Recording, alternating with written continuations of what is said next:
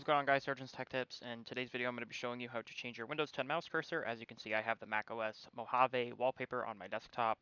Now, obviously, this isn't the actual one. It's a minimalistic one. I actually have this one on my iPhone 6s as well. I personally like this wallpaper, and I really do like how minimalistic Apple uses their, or usually makes their desktop on macOS devices, so that's why I'm doing this.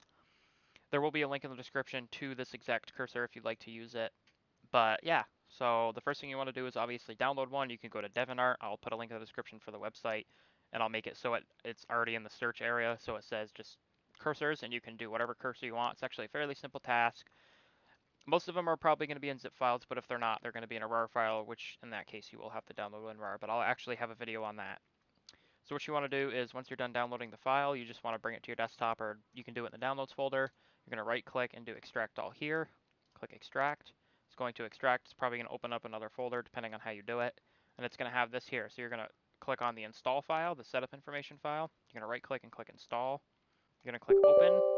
It's going to pop up with a UAC. You can't see it right now. The screen's probably black, but I'll put that on the screen for you. Click yes. And you're done.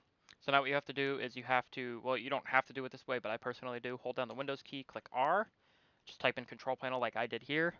So I'll just do it for you guys. Control panel, click enter. It's going to bring you here. You're going to do small icons or whatever your personal choice is. Click mouse. And you're going to do the macOS Sierra 2200 or whatever one you chose. That's not the one I want. Click apply.